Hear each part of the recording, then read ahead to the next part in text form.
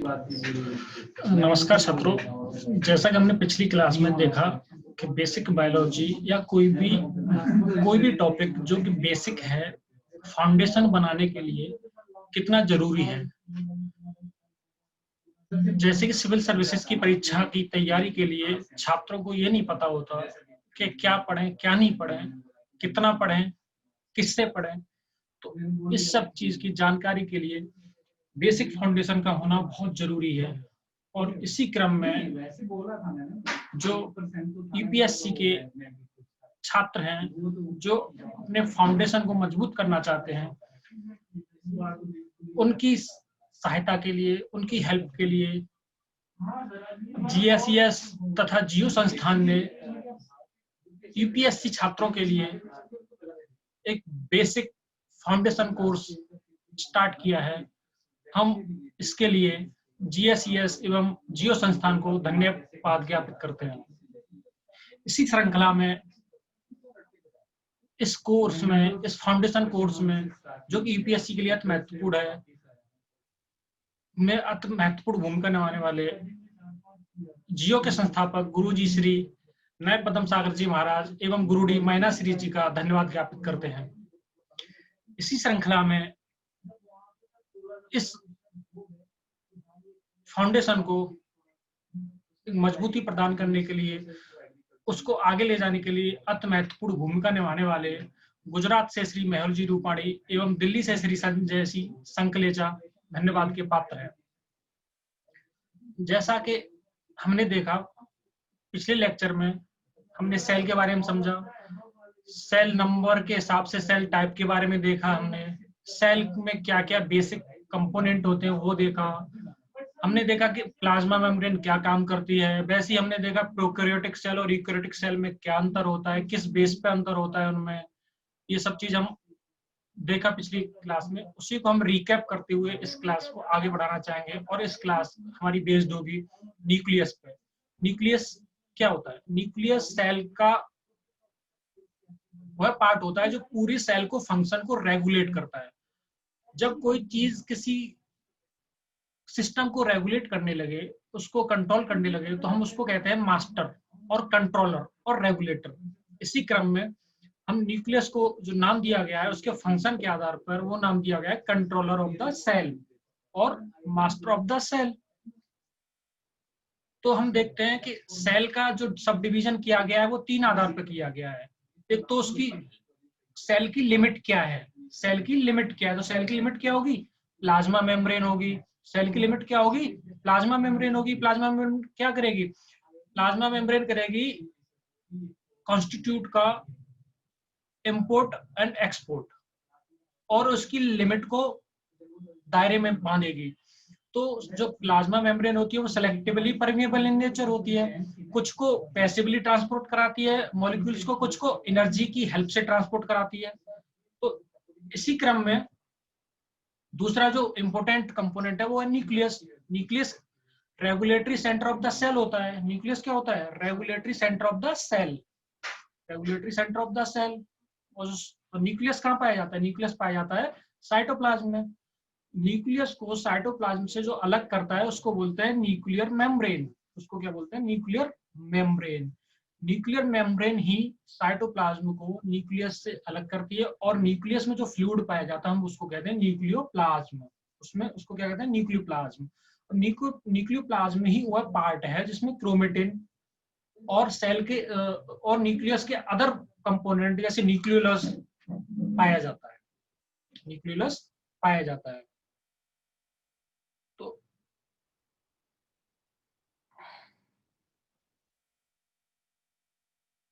जैसे हमने last class में देखा था कि न्यूक्लियस की खोज किसने की थी? न्यूक्लियस की खोज किसने की थी? रॉबर्ट ब्राउन नाम के एक साइंटिस्ट थे। रॉबर्ट ब्राउन नाम के एक साइंटिस्ट थे, उन्होंने न्यूक्लियस की सबसे पहले खोज की थी। न्यूक्लियस की सबसे पहले खोज की थी। न्यूक्लियस जो वर्ड आया है वो आया है लैटिन वर्ड से। हमने जैसे पिछले क्लास में डिस्कस किया था, किसी टॉपिक को पढ़ने के लिए उसकी टर्मिनोलॉजी को तोड़ना बहुत आवश्यक है। और खासकर यूपीएससी जैसे एग्जाम में यदि आप टर्मिनोलॉजी को तोड़ना सीख गए तो 3 से 4 क्वेश्चन इजीली निकाल सकते हो। 3 से 4 क्वेश्चन इजीली निकाल सकते हो। तो न्यूक्लियस जो वर्ड आया है वो लैटिन लैंग्वेज से आया है, लैटिन लैंग्वेज से आया है, जिसका मतलब होता है कर्नल, जिसका मतलब होता है colonel.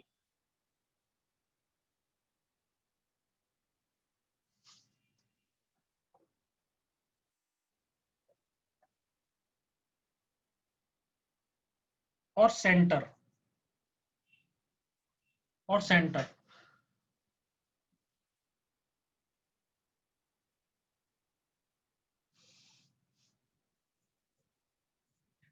Eukaryotic cell usually have a single nucleus. Eukaryotic cells में मोस्टली सिंगल न्यूक्लियस होता है, लेकिन कुछ कुछ सेल्स ऐसी होती हैं जहां एक से ज्यादा न्यूक्लियस होता है, एक से ज्यादा न्यूक्लियस होता है। उस कंडीशन को हम बोलते हैं सिनोसिटिक कंडीशन। उसको क्या बोलते हैं हम?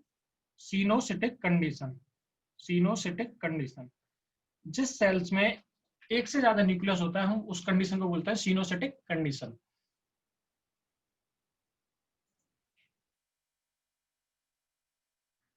जैसे हमने देखा मेमोरियल, लेकिन कुछ सेल्स ऐसी होती हैं जिनमें न्यूक्लियस एक टाइम ड्यूरेशन के बाद एस्केप कर जाता है। एस्केप कर जाता है मतलब न्यूक्लियस नहीं पाया जाता है। जैसे उसका एक बेस्ट एग्जांपल है आरबीसी। आरबीसी सेल्स में एक्चुअली उसमें न्यूक्लियस क्यों नहीं पाया जाता? क्योंकि उसका एक लाइफ स्पान शॉर्ट होता है। लाइफ स्पान शॉर्ट होता है, उस लाइफ स्पान में उसको बहुत ज्यादा प्रोटीन कैरी करना पड़ता है, बहुत ज्यादा प्रोटीन कैरी करना पड़ता है, जो कि उस आरबीसी का एक महत्वपूर्ण प्रोटीन है, हीमोग्लोबिन प्रोटीन। हीमोग्लोबिन प्रोटीन जिसका फंक्शन क्या होता है ब्लड में? ऑक्सीजन को कैरी करना और गैसियस एक्सचेंज में रोल प्ले करना, गैसियस एक्सचेंज में रोल प्ले करना। वैसे ही ऑस्टियोक्लास्ट सेल्स होती हैं जो कि ह्यूमन में बॉन्स बनाती हैं, ह्यूमंस में बॉन्स बनाती हैं। उनमें बहुत सारे न्यूक्लियस पाए जाते हैं, उनमें बहुत सारे न्यूक्लियस पाए जाते हैं।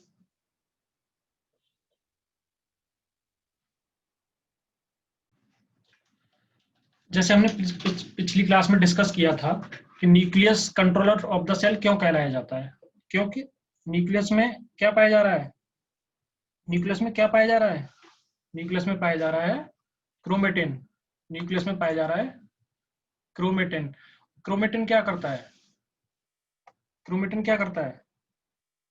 हेरिडिटरी प्रोसेस को रेगुलेट करता है। क्योंकि क्रोमोजोम बने होते हैं, क्रोमोजोम बने होते हैं डीएनए के, और DNA is genetic material. DNA is genetic material जो एक पीढ़ी से अगली पीढ़ी में जो करेक्टर को इनहेरिट करता है वो डीएनए ही होता है। वो क्या होता है? डीएनए ही होता है जो कि इनहेरिट करता है।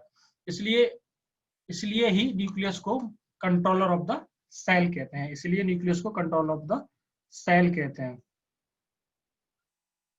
इसलिए न्यूक्लियस को कंट्रोल।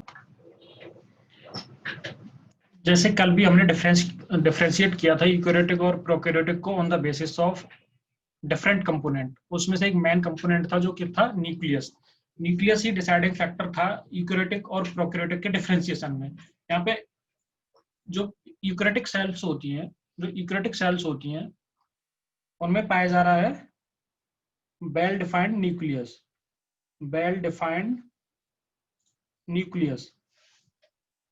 जबकि प्रोकैरियोटिक जो सेल्स होती हैं उनमें पाया जा रहा है न्यूक्लियोलॉइड, न्यूक्लियोइड, न्यूक्लियोइड, न्यूक्लियोइड। जिन वह न्यूक्लियस जिसमें न्यूक्लियर मेम्ब्रेन नहीं होगी, जिसमें न्यूक्लियर मेम्ब्रेन नहीं होगी, वो होंगे प्रोकैरियोटिक ऑर्गेनिज्म, वो हो गया प्रोकैरियोटिक ऑर्गेनिज्म।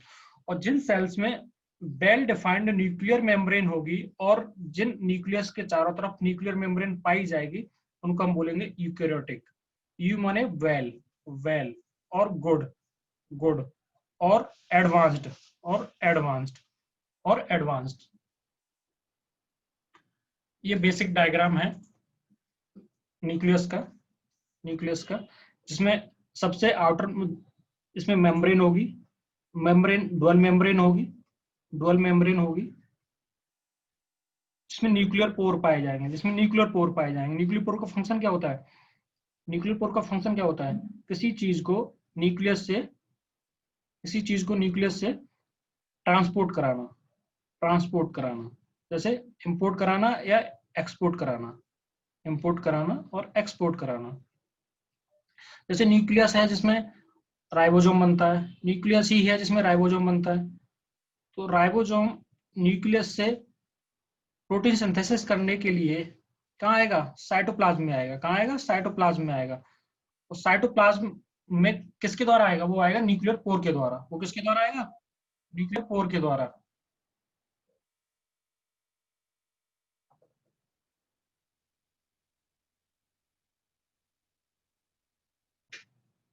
तो इस क्रम में न्यूक्लियर पोर का मेन फंक्शन है ट्रांसपोर्टेशन, ट्रांसपोर्टेशन ऑफ मॉलिक्यूल।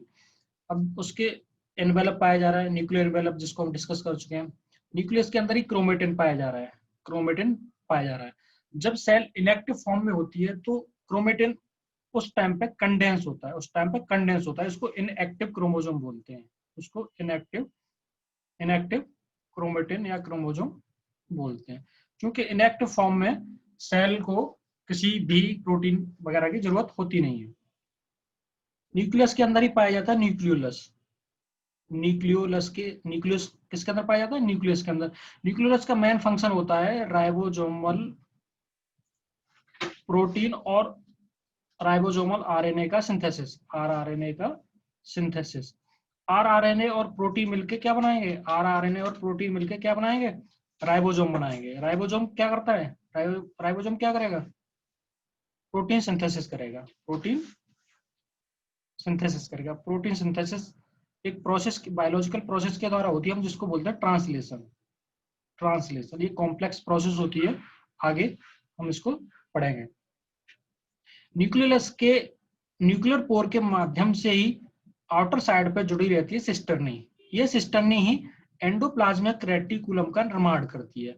इन्हीं एंडोप्लाज्मिक रेटिकुलम पे ही क्या पाए अटैच रहते हैं, राइबोसोम अटैच रहते हैं, राइबोसोम अटैच रहते हैं। राइबोसोम के अटैचमेंट के आधार पर ही हम एंडोप्लाज्मिक रेटिकुलम को 2 टाइप में डिवाइड करते हैं, smooth endoplasmic reticulum and rough endoplasmic reticulum. Rough endoplasmic reticulum पे ही राइबोसोम अटैच रहते हैं, रफ एंडोप्लाज्मिक रेटिकुलम पे ही राइबोसोम अटैच रहते हैं। ये तो बेसिक स्ट्रक्चर हो गया। जब हम इसकी एनाटॉमी को देखते हैं, जब इसके हम सेक्शनल डिवीजन को देखते हैं डीएनए न्यूक्लियस को, तो कुछ ऐसा दिखाई देता है। इसमें न्यूक्लियर पोर दिखाई देता है, क्रोमेटिन दिखाई देता है, न्यूक्लियोलस दिखाई देता है, न्यूक्लियोप्लाज्म दिखाई देता है, न्यूक्लियर एनवेलप दिखाई देता है। न्यूक्लियर एनवेलप बना होता है डोल मेम्ब्रेन का, डोल मेम्ब्रेन का।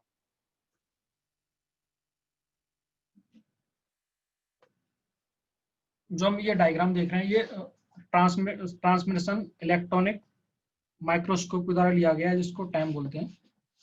टैम के द्वारा ही इसकी सेक्शनल कटिंग को देखा जाता है, जो कि वेल डिफाइंड होती है, जो कि वेल डिफाइंड होती है। इसमें रफ एंडोप्लाज्मिक रेटिकुलम दिखाई देता है, न्यूक्लियस भी दिखाई, न्यूक्लियस के अंदर न्यूक्लियर पोर क्लियरली दिखाई देते हैं, न्यूक्लियोलस दिखाई देता है, क्रोमेटिन दिखाई देता है, और पोर कॉम्प्लेक्स जो बना होता है, पोर कॉम्प्लेक्स भी दिखाई देता है। पोर कॉम्प्लेक्स डिफरेंट प्रोटीन का बना होता है।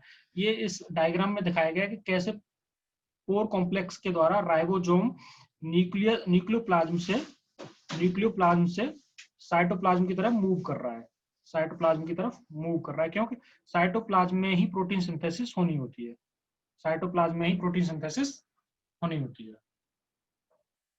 से न्यूक्लियर मेम्ब्रेन, जैसे हमने देखा था कि सेल की आउटर लेयर जो किसकी बनी थी, फास्फोलिपिड की बनी थी, फास्फोलिपिड की बनी थी। वैसे ही यहाँ पे भी न्यूक्लियर मेम्ब्रेन किसकी बनी होती है, फास्फोलिपिड की बनी होती है। लेकिन वहां पे डिफरेंट ये था न्यूक्लियर मेम्ब्रेन में और प्लाज्मा मेम्ब्रेन में, कि वहां पे मोज़ेक मॉडल फॉलो हो रहा था, वहां पे मोज़ेक मॉडल फॉलो हो रहा था, जो कि यहाँ पे नहीं होगा। क्योंकि यहाँ पे एक इंटरवल पे, एक प्रॉपर इंटरवल पे क्या पाए जा रहे हैं, न्यूक्लियर पोर पाए जा रहे हैं, न्यूक्लियर पोर पाए जा रहे हैं, जो कि सेल मेम्ब्रेन में नहीं पाए जा रहे थे, सेल मेम्ब्रेन में नहीं पाए जा रहे थे। अब फास्फोलिपिड बाइलेयर है, जो कि न्यूक्लियस के शेप को मेंटेन रखता है, जो कि न्यूक्लियस के शेप को मेंटेन रखता है और न्यूक्लियस से एक्सपोर्ट और इंपोर्ट कराता है। आउटर मेम्ब्रेन जो होता है, जैसे हमने अभी डिस्कस किया था, एंडोप्लाज्म रेटिकुलम के साथ कनेक्टेड रहता है, एंडोप्लाज्म रेटिकुलम के साथ कनेक्टेड रहता है। ये कंट्रोल करता है enter and leave from nucleus, जैसे बात कर चुके हैं हम। Encloses all the chromosome, chromosome nuclear membrane के अंदर ही पाए जाएंगे, न्यूक्लियर मेम्ब्रेन के अंदर ही पाए जाएंगे। जो ये लिपिड बाइलेयर लेयर होता है, लिपिड बाइलेयर के अंदर स्पेस होता है, उसमें फ्लूइड पाया जाता है, जिसमें फ्लूइड पाया जाता है, हम उस फ्लूइड को क्या बोलते हैं, पेरीन्यूक्लियर फ्लूइड, और उस स्पेस को बोला जाता है पेरीन्यूक्लियर स्पेस, पेरीन्यूक्लियर स्पेस, और जो उसमें लिक्विड पाया जाता है उसको बोलते हैं पेरीन्यूक्लियर फ्लूइड, पेरीन्यूक्लियर फ्लूइड। जो मेन इंपोर्टेंट कंपोनेंट है इसका वो न्यूक्लियोप्लाज्म, न्यूक्लियोप्लाज्म, चूंकि न्यूक्लियस को लैटिन वर्ड कैरियन से आया है, कैरियन से आया इसलिए हम इसको कैरियोप्लाज्म भी बोल रहे हैं, इसको कैरियोप्लाज्म भी बोल रहे हैं, इसको कैरियोप्लाज्म भी बोल रहे हैं।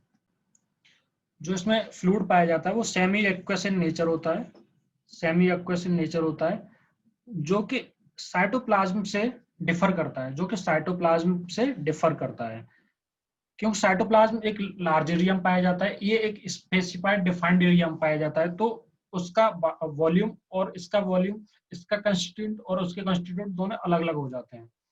क्योंकि साइटोप्लाज्म में बहुत सारी प्रोसेस हो रही हैं, लेकिन न्यूक्लियोप्लाज्म में लिमिटेड प्रोसेस हो रही हैं। इसमें जो सेमीक्वस मटेरियल होता है, इसमें साल्ट पाए जाएंगे, एंजाइम्स पाए जाएंगे, कुछ कुछ ऑर्गेनिक मॉलिक्यूल पाए जाएंगे, suspended within the semiaqueous medium. अब डीएनए आरएनए क्या है, डीएनए आरएनए क्या है, डीएनए आरएनए अल्टीमेटली क्या है, ऑर्गेनिक मॉलिक्यूल है, तो ये डीएनए आरएनए यहाँ पे ऑर्गेनिक मॉलिक्यूल के फॉर्म में यहाँ पाए जाएंगे।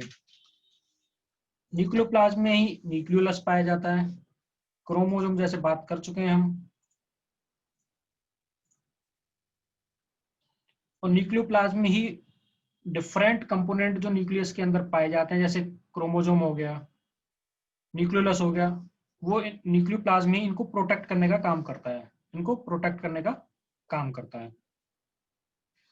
It also support the nucleus by helping to maintain its shape, जैसे हमने देखा था न्यूक्लियर मेम्ब्रेन भी क्या कर रही थी, शेप को मेंटेन कर रही थी, वहीं पे न्यूक्लियर मेम्ब्रेन के साथ साथ न्यूक्लियोप्लाज्म भी न्यूक्लियोप्लाज्म न्यूक्लियस के शेप को मेंटेन करता है, न्यूक्लियस की शेप को मेंटेन करता है, क्या क्या, न्यूक्लियोप्लाज्म प्लस न्यूक्लियर मेम्ब्रेन। और सब्सटेंस एक्सचेंज की तो बात हम कर चुके हैं, जो साइटोप्लाज्म से न्यूक्लियोप्लाज्म में आ रहे थे और न्यूक्लियोप्लाज्म से साइटोप्लाज्म में जा रहे थे। अगला मोस्ट इंपोर्टेंट सेक्शन है न्यूक्लियस का, क्रोमेटिन। क्या है, क्रोमेटिन। क्रोमेटिन ही वह पार्ट है जो डीएनए का बना होता है, डीएनए का बना होता है, और डीएनए क्या है, जेनेटिक मटेरियल, डीएनए क्या है, जेनेटिक मटेरियल, जो इनहेरिटेंस में रोल प्ले करता है, इनहेरिटेंस में रोल प्ले करता है। इनहेरिटेंस वह प्रोसेस जिसके द्वारा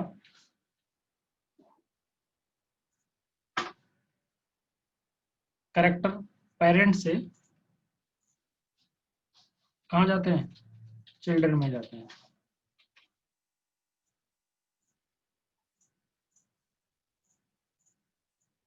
जेनेटिक कैरेक्टर पेरेंट से चाइल्ड में जाते हैं, जो कि क्रोमेटिन डीएनए मॉलिक्यूल का बना होता है, जो सेल की सभी एक्टिविटीज को रेगुलेट करता है, सभी एक्टिविटीज को रेगुलेट करता है, सेल की सभी एक्टिव, जैसे डीएनए क्या करता है, डीएनए का बनाएगा एमआरएनए, एमआरएनए एक आरएनए टाइप होता है जो किससे बनता है, डीएनए से बनता है, और एमआरएनए फिर क्या बनाएगा, प्रोटीन बनाएगा, और प्रोटीन सेल स्ट्रक्चर प्रोटीन का बना होता है, प्रोटीन ही एंजाइम का काम करते हैं, तो सारी की सारी मेटाबॉलिक प्रोसेसेस को या रेगुलेटरी प्रोसेस को कौन रेगुलेट करेगा, प्रोटीन करेगा। अल्टीमेटली प्रोटीन किससे बन रहा है, डीएनए से ही तो बन रहा है, तो डीएनए ही रेगुलेटर ऑफ द सेल कहलाएगा। Nucleus is the organelle that houses chromosome, जो बात कर चुके हैं। तो जैसे डीएनए से आरएनए बनना था, जो कि मैसेंजर आरएनए होता है, मैसेंजर आरएनए होता है जिसको एमआरएनए बोलते हैं, जिसको एमआरएनए बोलते हैं। मैसेंजर आरएनए क्यों बोल रहे हैं, क्योंकि डीएनए की जो सूचना है या जेनेटिक इंफॉर्मेशन है वो प्रोटीन में एमआरएनए के द्वारा जाती है, किसके द्वारा जाती है, एमआरएनए के द्वारा, इसलिए हम मैसेंजर बोल रहे हैं, इसलिए हम इसको क्या बोल रहे हैं, मैसेंजर मॉलिक्यूल बोल रहे हैं। और एमआरएनए न्यूक्लियस में बनता है, और न्यूक्लियस में से न्यूक्लियर पोर के माध्यम से कहाँ जाता है, साइटोप्लाज्म में जाता है, कहाँ जाता है, साइटोप्लाज्म में जाता है। साइटोप्लाज्म में जाके ये प्रोटीन सिंथेसिस कंप्लीट करता है, प्रोटीन सिंथेसिस कंप्लीट करता है। अगला पार्ट है इसका न्यूक्लियोलस। अगला पार्ट है न्यूक्लियोलस। न्यूक्लियोलस में ही राइबोसोमल प्रोटीन बनती हैं, राइबोसोमल आरएनए बनते हैं जो कि राइबोसोम का निर्माण करते हैं, राइबोसोम का निर्माण करते हैं। यही राइबोसोम जाके प्रोटीन सिंथेसिस करते हैं। न्यूक्लियस में न्यूक्लियोलर ऑर्गेनाइजर भी पाया जाता है, न्यूक्लियोलर ऑर्गेनाइजर पाया जाता है जो कि क्रोमोसोम को कनेक्ट रखने का काम करता है, क्रोमोसोम को कनेक्ट रखने का काम करता है। क्या? Nucleolar organiser with the genes for nucleolar organiser ही वह पार्ट है जिसपे जीन्स पाए जाते हैं, किसके लिए? राइबोसोम के सिंथेसिस के लिए। किसके लिए? राइबोसोम की सिंथेसिस के लिए। और यही वो साइट है, यही वो जगह है, कौन सी? न्यूक्लियोलस, जो क्या बना रही है? राइबोसोम बना रही है, जो कि राइबोसोम सिंथेसिस कर रही है। ये बहुत इंपॉर्टेंट है, ये बहुत इंपॉर्टेंट है। क्या कि राइबोसोम की सिंथेसिस कहाँ होती है? न्यूक्लियोलस के अंदर पाई जाने वाली बॉडी, न्यूक्लियोलस के अंदर, न्यूक्लियोलस के अंदर। सेल डिवीजन के ड्यूरेशन में एक स्पेसिफाइड स्टेज में न्यूक्लियर मेम्ब्रेन, न्यूक्लियर और न्यूक्लियोलस दोनों डिसअपीयर हो जाता है। क्या? न्यूक्लियर मेम्ब्रेन एंड न्यूक्लियोलस दोनों क्या हो जाते हैं? डिसअपीयर हो जाते हैं। लेकिन जब सेल कंप्लीट अपना डिवीजन कर लेती है तो ये द्वारा ऑर्गेनाइजेशन का इनका कंप्लीट हो जाता है। न्यूक्लियर कंपार्टमेंट जिसमें न्यूक्लियोलस को दिखाया गया है, जिसमें न्यूक्लियोलस को दिखाया गया है, इसमें न्यूक्लियोलस को दिखाया गया है। कुछ इंपोर्टेंट पार्ट है, जैसे कि एक कैजल बॉडी करके ऑर्गेनिक कंपाउंड होता है, ऑर्गेनिक बॉडी होती है। ऐसी जेमिनी कॉइल्ड बॉडी होती है, ऐसी पाइका बॉडी होती है, पीएमएल बॉडी होती है, स्प्लैशिंग स्पेकल्स होते हैं जो कि कहाँ पाए जाते हैं? न्यूक्लियोलस में पाए जाते हैं, न्यूक्लियोलस में पाए जाते हैं। जस्ट फैक्ट है, याद रख लेना। Cajal body are spherical nuclear bodies found in the nucleus proliferating. ये इनका मेनली जो रोल होता है कैजल बॉडी का, वो ट्यूमर सेल्स में होता है, ट्यूमर सेल्स में होता है। ट्यूमर सेल्स क्या होती हैं? कैंसरस सेल्स होती हैं। तो कैजल बॉडी के बारे में कोई पूछे तो बताना, इसका रोल कहाँ होता है? कैंसर में, कैंसर में। Function of the nucleus, function of the nucleus, it control the hereditary characteristic of organism, जो हम ब्रॉडली बात कर चुके हैं। Organelle is also responsible for protein synthesis, cell division, growth, differentiation. Differentiation, जब सेल वेरियस टाइप की cells बनाती है, वेरियस टाइप की सेल्स बनाती है तो हम उसको डिफरेंशिएशन बोलते हैं। जैसे स्टेम सेल है, कोई स्टेम सेल है, स्टेम सेल है। स्टेम सेल वह सेल होती है जिससे खुद को भी मेंटेन रखती है और नई सेल टाइप भी बनाती है, और नई सेल टाइप भी बनाती है। जैसे इसका एक बेस्ट एग्जांपल है haematopoietic stem cell, haematopoietic stem cell. तो ये डिफरेंशिएशन में भी रोल प्ले करता है। Storage of the hereditary material, जो बात कर चुके हैं हम। Genes in the form of long and thin DNA, बात कर चुके हैं हम, जिसको हम क्रोमेटिन बोल रहे हैं। हेरिडिटरी मटेरियल को क्या बोल रहे हैं हम? क्रोमेटिन बोल रहे हैं। Storage of protein and RNA, RNA का स्टोरेज होता है न्यूक्लियोलस में स्टोर होता है। न्यूक्लियोलस ही वो साइट है जहाँ पे एमआरएनए बनता है, एमआरएनए प्रोटीन सिंथेसिस करता है। During the cell division chromatin are arrange into chromosome in the nucleus. जब सेल डिवीजन हो रहा होता है, जैसे सेल डिवीजन जैसे हमने बात करी थी, जैसे माइटोसिस एंड मियोसिस, दो सेल डिवीजन होते हैं। ये सोमाटिक सेल्स में होता है और ये गैमेटिक सेल्स में होता है। तो नॉर्मली जब माइटोसिस की बात करें, मियोसिस की बात करें, तो जब डिवीजन हो रहा होता है सेल का, सेल डिवीजन हो रहा होता है, तो क्रोमोसोम का भी डिवीजन होता है, तो क्रोमोसोम का भी डिवीजन होता है।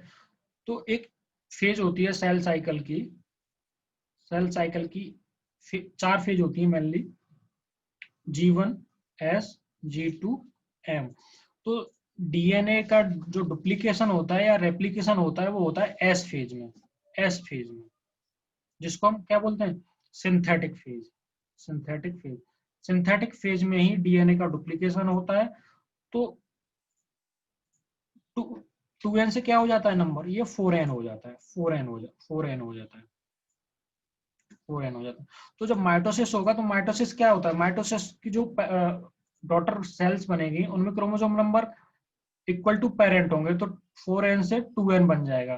क्योंकि माइटोसिस में एक सेल से 2 सेल्स बनती हैं और मियोसिस में एक सेल से 4 सेल बनती हैं। तो जो 4n डीएनए हुए थे वो यहाँ पे एन में 4 जगह बट जाएगा, तो 4 सेल बन जाएंगे। तो मियोसिस का काम होता है रिडक्शन करना इसका, क्रोमोसोम नंबर का। माइटोसिस का काम क्या होता है, सेल को मेंटेन रखना, 2n पे मेंटेन रखना। तो ये हम ब्रॉडली आगे पढ़ेंगे इसको। तो ये कौन रेगुलेट करता है, ये न्यूक्लियस ही रेगुलेट करता है। प्रोडक्शन ऑफ राइबोसोम जैसे हम बात कर चुके हैं, selective transportation of regulatory factor और एनर्जी मॉलिक्यूल जैसे एटीपी वगैरह, जैसे एटीपी वगैरह। एटीपी क्या, एटीपी एक न्यूक्लियोटाइड है जिसको energy currency of the cell भी बोलते हैं।